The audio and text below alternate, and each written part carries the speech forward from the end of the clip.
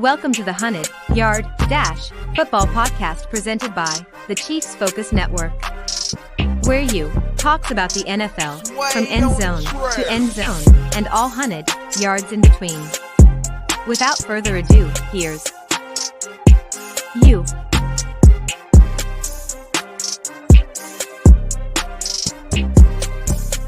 Yo, what it do? Thanks for joining me. This is the 100-Yard Dash Football Podcast, where I'm talking about the NFL from end zone to end zone and all 100 yards in between. Who am I? My name is you. You! Detective you? Not you, you! Who? You! Who? Do you understand the words that are coming out from my mouth? Don't nobody understand the words that are coming out of your mouth, man. That's the letter, not the word. So I am you, letter, not the word, and I am your host. What's happening? What is going on? You can find this podcast anywhere that you get podcasts. Now, I have to remind you, I will be reminding you for the next few episodes, might even be a little bit longer than that, but this is a Chiefs Focus podcast. So, Chiefs Focus is doing something new by putting all their podcasts under one umbrella.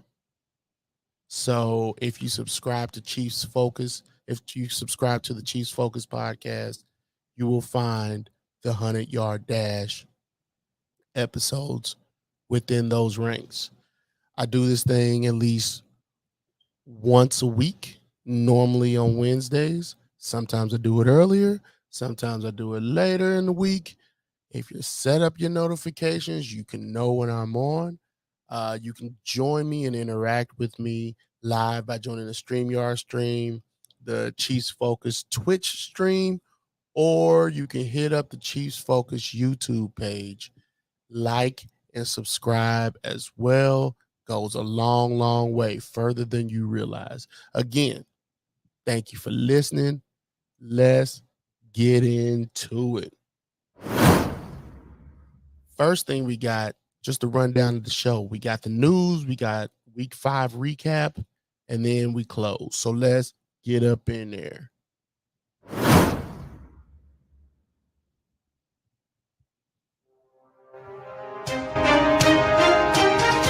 So the news.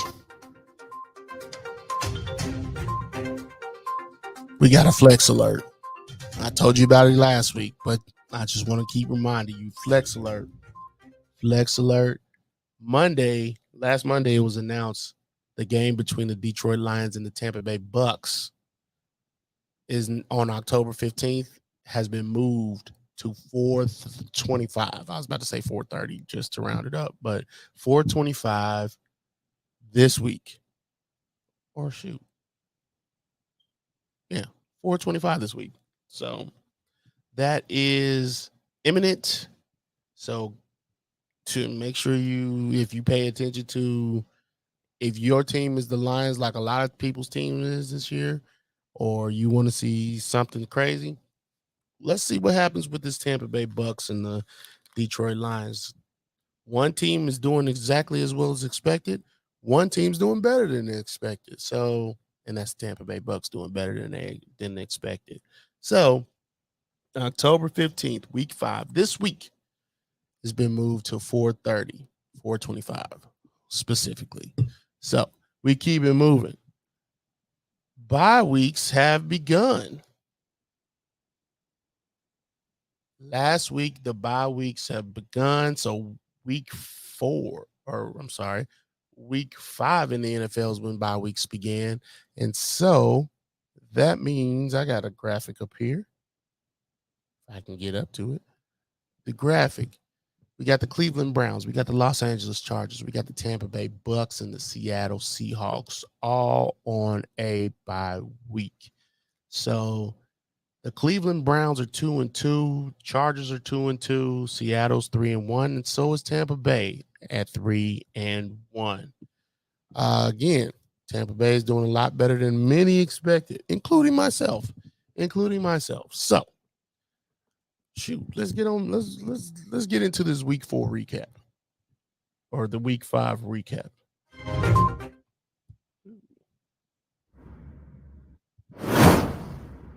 Let's go to the Bears and the Commanders. Let's talk about this one. This one has to be an embarrassment for the Commanders. They lost this game, and it wasn't a close game. Like people think a lot. Well, some people think that losing a close one is an embarrassment, but this is pretty bad. This is pretty bad. The Bears were winless when they came into this. Now the Commanders actually had 2 wins. And the Bears are snapping a 14-game losing streak, and the Commanders just embarrassed themselves. They pissed down their legs on Thursday Night Football in front of the world.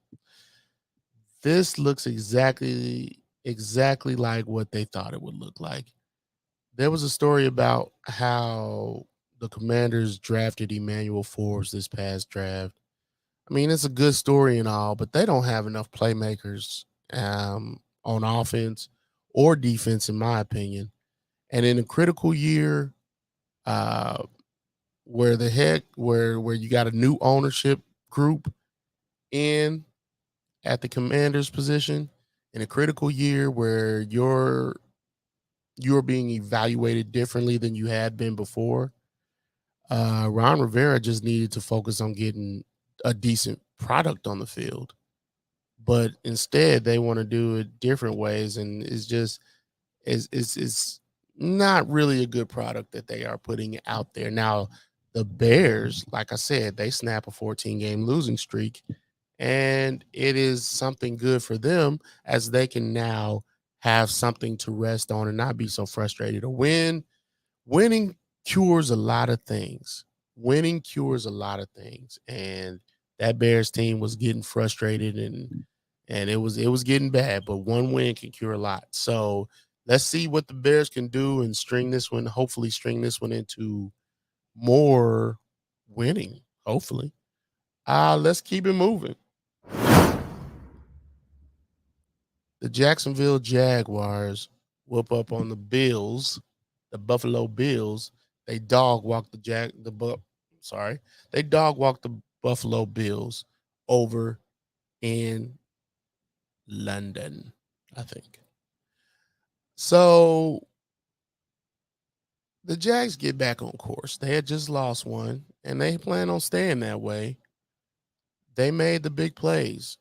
They made plays that were necessary against a team like the Bills. See, the Bills are built for the big play. Not only to make the big play on offense, but they're also built to defend the big play on defense. They're built on every level to do it. Whether it's they're built on the defensive line to make sure they get to the quarterback. They're built at the linebacker core to make sure they get to the quarterback. And they're built in the back end to make sure that they're able to defend those things. So being able to have the big play against them is big for a team like the Jags, who have been relatively inconsistent this year. We've seen strides moving forward, but we've also seen where they have regressed. And this is a team that is a Super Bowl favorite. So the Jacksonville Jaguars need to get off the snuff and get on board, keep it moving. The Bills, question, are they overrated? Are the Bills in 2023, are they overrated? Yeah, they'll probably go on a small run after this, string together a few wins after this, but they look so underwhelming in these losses. They played this last game, looked like they were jet lagged to me. And it sounds like they went over there 3 days. They flew over 3 days before they were supposed to get there. And that's just not smart. You in a completely different time zone. It's just so many different things overseas than it is here.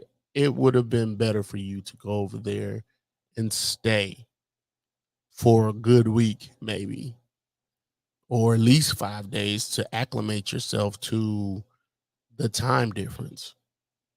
But hey, like I said, the Bills they're gonna make the playoffs. They'll string together some wins, but are you really worried as a fan of any other team? Are you worried about the Bills coming to beat you at your house?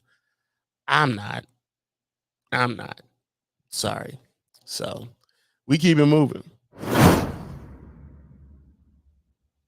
The Baltimore.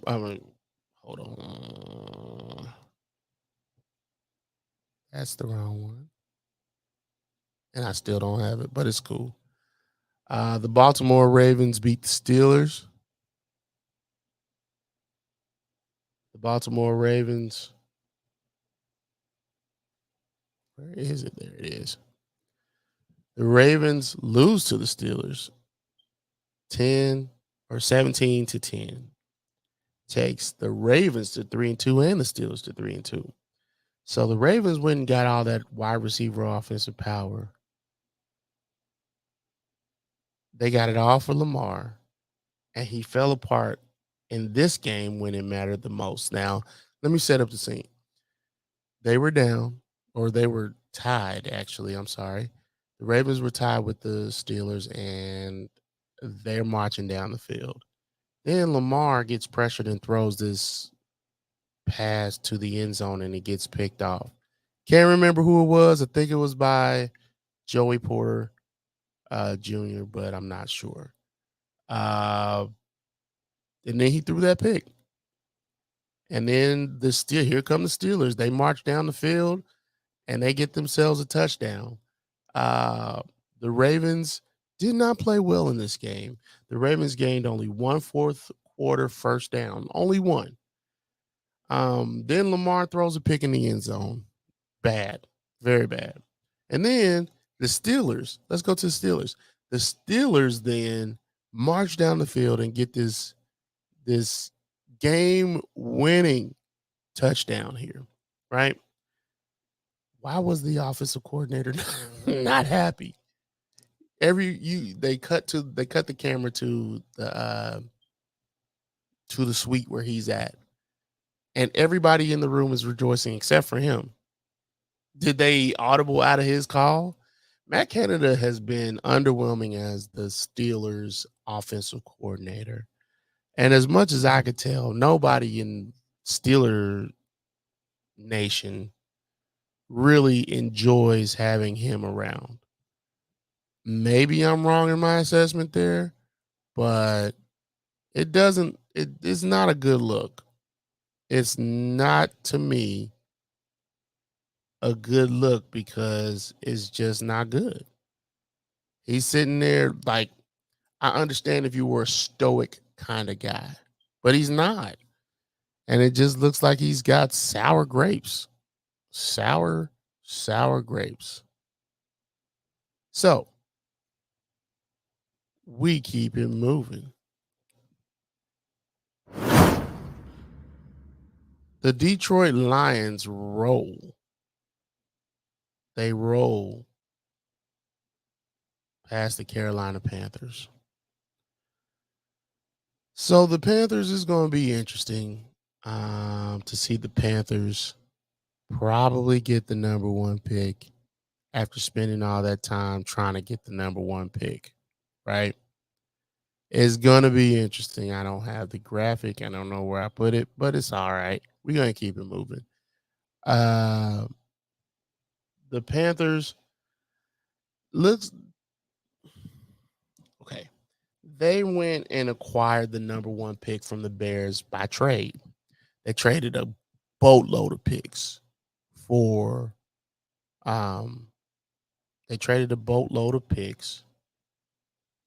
their number one draft pick from the Bears. They're bad. They're a bad team. Matt Rule is not really ruling things on the field, as it were. But to be truthful with you, they've been going up against great teams. And the Lions, they're no slouch. The Lions might be a lot of things, but losers they are not anymore. They are here to play.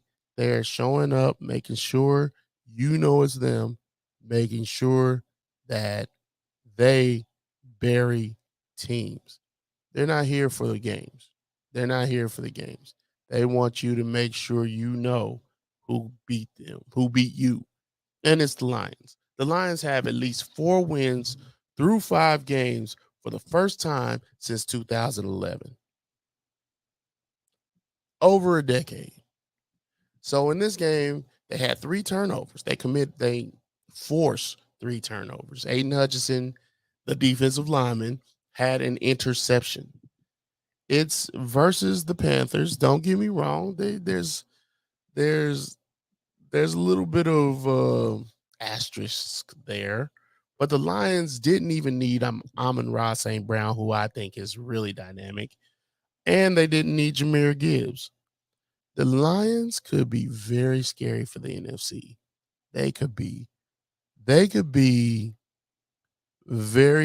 a very scary team for anybody in the NFC, and I am interested in the Detroit Lions. Now, am I taking them to make a run in the playoffs? I'm not sure. They don't have much playoff experience. They don't have much winning experience, but they are rolling like they never had a problem before. So we will see. We will see. Let's keep it moving.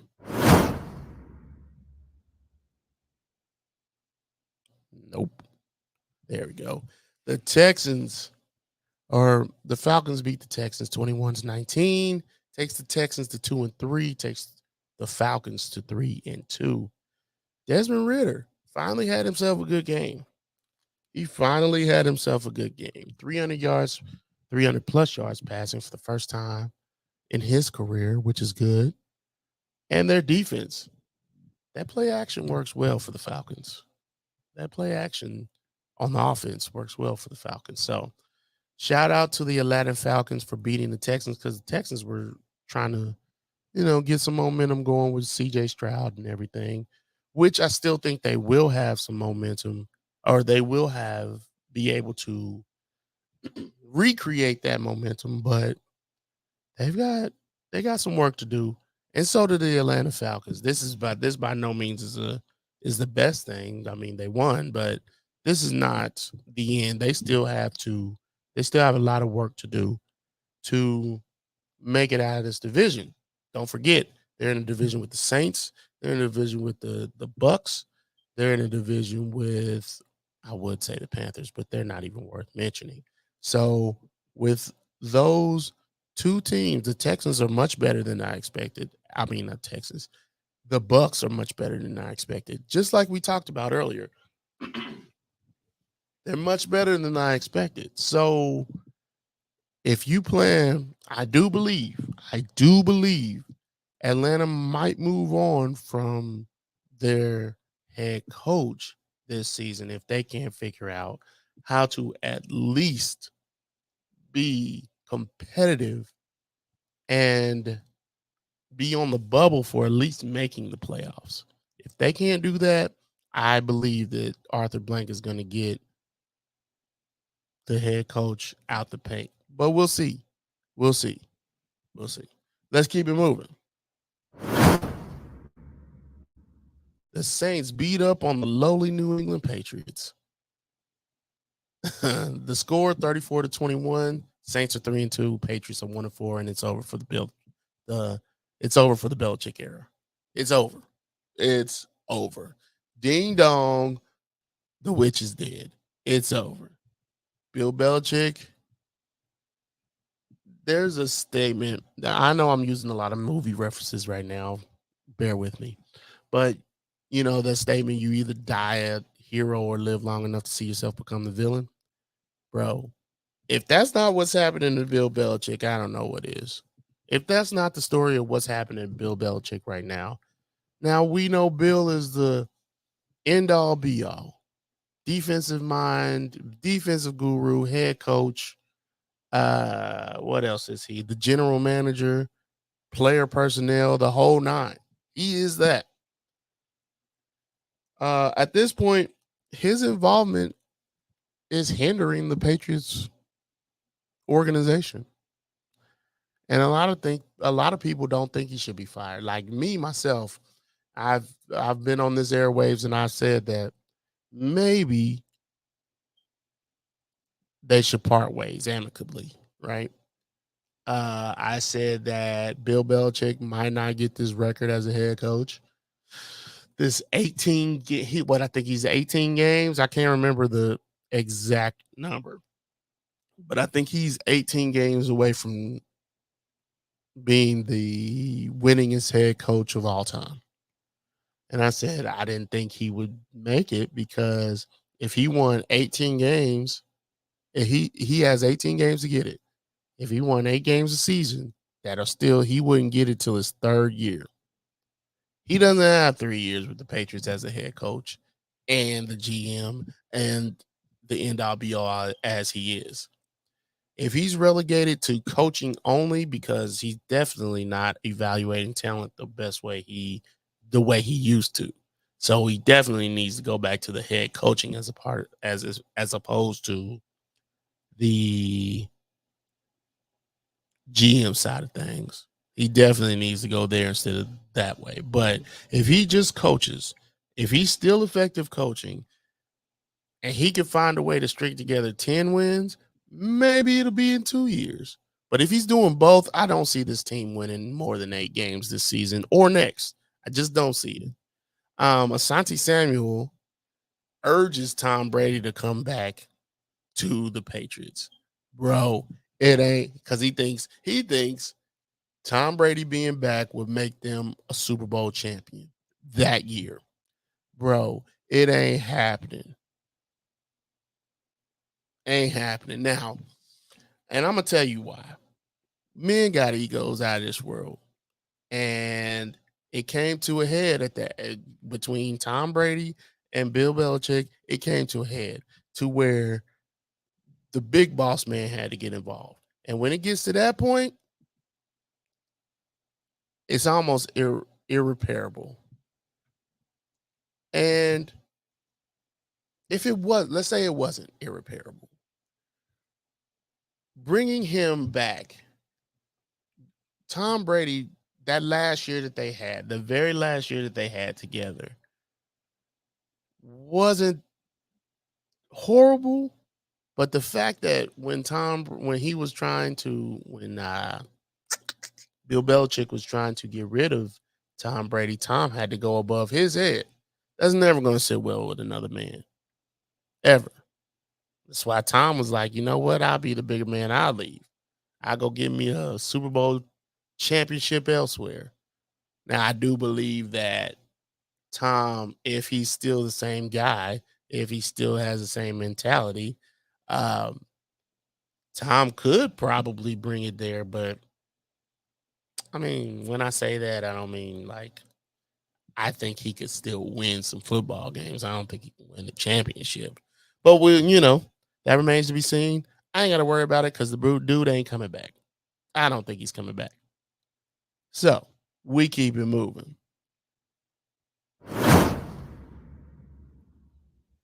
The Giants got beat up on by the Miami Dolphins. The Giants showed Brewster how to lose $40 million in under 30 days. If y'all remember the movie Brewster's Millions, he had to spend $30 million in 30 days, right? And I don't have the graphic for this game. I don't know what happened, but we keep it moving. Yeah, man. They signed Daniel Jones to that contract, and it's been hell to pay ever since. Daniel Jones has been sacked 18 times in the last 2 weeks. 2 weeks. They're doing all this. They ain't got no receivers. They out trotting out there Sterling Shepard and so forth. And then Darren Waller, who's past his prime. Like, this is no bueno for the New York Giants. The Dolphins, Akane is so good. I think that's how you pronounce his name. He's so good. Or maybe the game plan is so good. Either way, that dude is balling, the running back for the Dolphins. Now, I do think the Dolphins are better than they were last season, which I didn't think I'd be saying, but they still have a definitive ceiling, and I think they know it. They have a definitive ceiling and they know it. So they're doing what Tampa did. They're doing what Tampa did in 2020 in the 2020-2021 season. Um, they're bringing in whatever talent they can bring in and figuring it out because you never know when you're going to need them. So they went out and got the wide receiver from the Bears.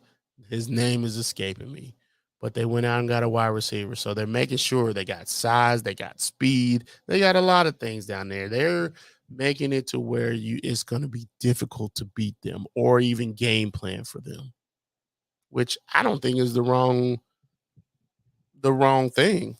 I don't think that at all. I think it's actually the right thing. So we'll see how it works out.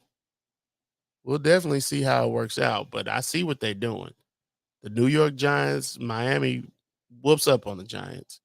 And the Giants, I don't know. I don't know where they can go from here. Like, it's a personnel problem.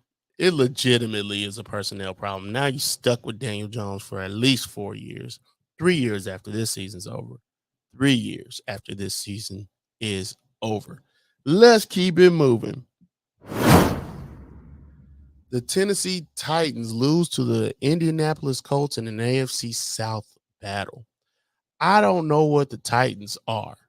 The Colts scored 23, the Titans scored 16. Titans are 2-3, Colts are 3-2. I don't know what the Titans are. They have no real identity. Let's rewind 3 years ago. They had identity then. They were ground and pound, Tannehill, don't turn the ball over. Derrick Henry ain't that guy no more. He just ain't. There is nothing they can point to in their system and say, we're great in this area. They used to have that with Derrick Henry. It ain't happening no more. He is now a mere mortal. He is not feared by anyone. The Colts in this game, Anthony Richardson left with a shoulder injury, which could be a problem for them, but they just recently signed Jonathan Taylor, and he got injured. Zach Moss, his replacement ran for 165 yards and 2 touchdowns. So this division loss will hurt the Titans. This division loss is going to hurt the Titans. So we'll see where they decide to go from here, but I just don't see anything that they do well. I don't see anything that they do great. Let's keep it moving. The Cincinnati Bengals beat the Arizona Cardinals 34-20. Bengals are 2-3. Cardinals are 1-4. And my question is, are the Bengals back? Are the Bengals back? They've had bad starts to the season. They kind of warm up to a season, as it were. You know, they have a few bad losses early in the season. First 5 or 6 games, they have a few bad losses, and next thing you know, they string off a decent amount of wins.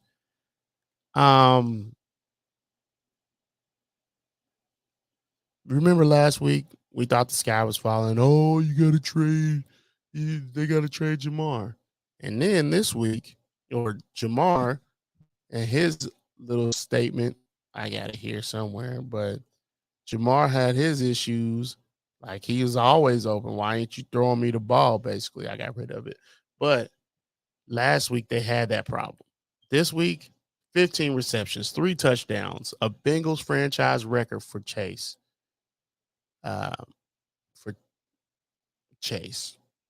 Cincinnati's wide receiver.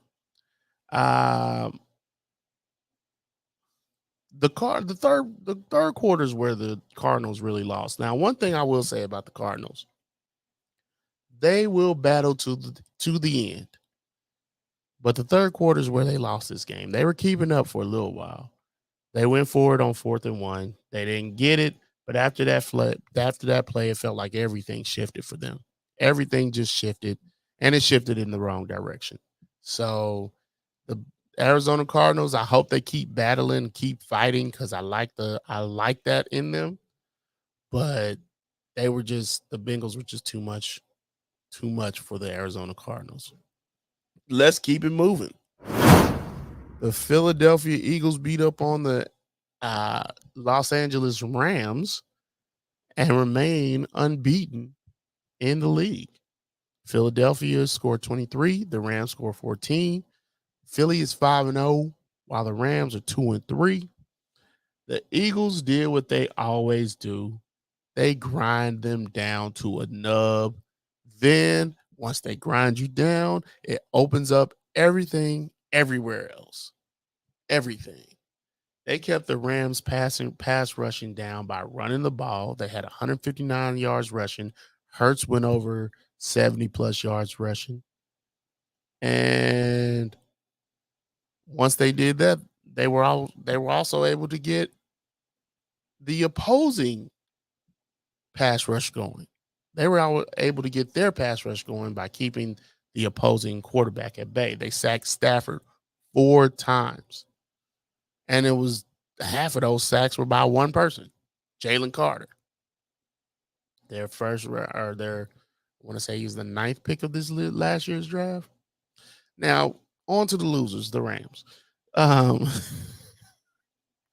Cooper Kupp and Nacua were great, but they couldn't survive the grind down. They just couldn't. They weren't ready for that. I don't think the Rams were ready to be grinded down to a nub, because they were grinded down to a nub. And the Eagles worked that out perfectly. So this is a key win to keep the Eagles 5-0, but the Rams lose a conference one. This is a conference loss that they have, and they're going to feel this one. They're definitely going to feel this one. I do think that they will be one of the teams to come out in their division, but if they're not careful, they could still miss the playoffs. So Rams got to figure it out. They only have 2 wins right now, but they got to figure it out, period. Let's keep it moving. The Chiefs went to Minnesota and beat the Vikings 27-20. The Chiefs are 4-1. The Vikings are 1-4. Now, I'm gonna say this like this: the Vikings are losing games the same way. Okay, let me start over. The Vikings are losing games this year the same way that they were winning games last year. Here's what I mean. They won games last season. They won like 11 one-score games last season, and that was the most in NFL history. They won 11 one-score games last season. You only play 17 of these bad boys. So that's 6 games that they just blew somebody out or lost. But they won 11 one-score games last season. They've lost 4 one-score games this season. I really don't know what the culprit is. I know bad clock management has been an issue for this team, especially aside from this game, the last 2 losses have been an issue. So they got to figure it out. Kevin O'Connell just got there, and last year they were pretty dynamic. So this year they need to figure out how to be better, how to just be better. Justin Jefferson was shut down by the defense of the Kansas City Chiefs. Also, let's go to the Chiefs. Mahomes has beaten 31 teams in the NFL. They're only 32. And hopefully he never gets to 32. I said it. I said it. Hopefully he never gets to 32. But he's the youngest to do it. He's the youngest to beat all 31 teams. This is going to be a tough conversation. Travis Kelce. He seems half a step slower. Some people think it's because he's got his nose wide open. And for those that don't know what that means, he's in love with Taylor Swift. Some people say it's the beginning of the end. I doubt and I guess some people say it's not an issue. It's just a phase. It's just a phase, a situation. And I doubt the Chiefs are seeing the same thing that I'm seeing. Or they are seeing the same thing and they're trying to figure out who they're going to get within the ranks that they currently have to make sure that they're able to get the next guy going, as opposed to going to get somebody, figure it out with what they already have. I think they might be planning on passing the torch to Rashee Rice. There's sparks there with Rashee. They just have to figure out how to make Rashee more consistent. And it's going to take longer than this season to figure that out. But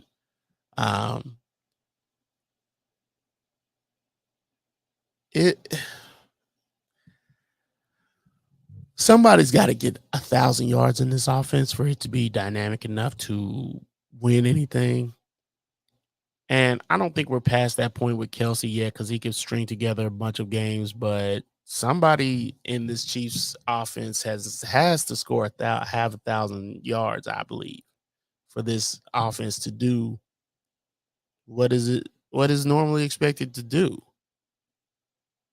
But we'll see what happens. But it seems like Kelce is a quarter step slower. And every time you see somebody a quarter step slower, the end is not too long afterwards. Look at Zach Ertz. 2 years ago, they were fine. He was fine. He wasn't the same guy he was, but he was. Now he's scored a touchdown this past week with the Arizona Cardinals. And I forgot he was in the league. But we keep it moving. We ain't going to dwell on that.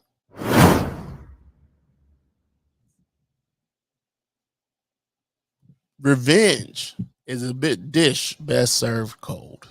This wasn't the game for the Jets that I anticipated against the Broncos, because, of course, you know about the Sean Payton calling everything the Jets did in the past, or calling everything that Nathaniel Hackett did with the Broncos bad, and that he's got to redo it all.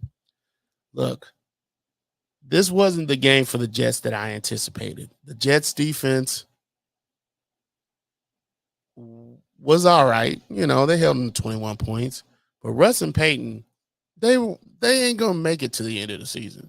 Ain't no way I see this making it to the end of the season. Russ had the most sorry let's ride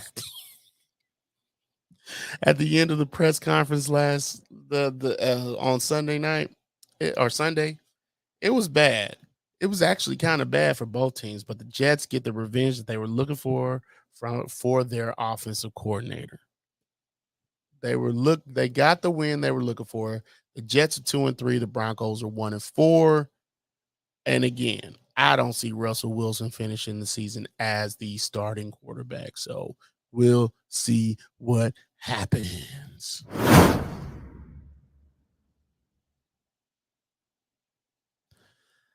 The Cowboys get murked on national TV.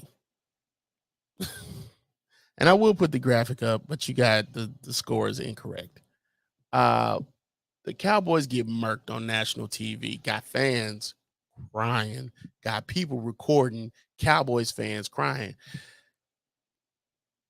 Do you believe that the Cowboys are cursed by Jerry Jones? Do you believe that the Cowboys are cursed by Jerry Jones? The Jimmy Johnson curse for not putting Jimmy in their Ring of Honor. They're cursed because they have not put Jimmy Johnson in the Ring of Honor. Now, I don't know what to say about that, but let's get to this game. The 49ers have scored 30 or more points in 8 consecutive games. It's the 5th longest streak in the NFL per ESPN Stats Info on Twitter at ESPN Stats Info.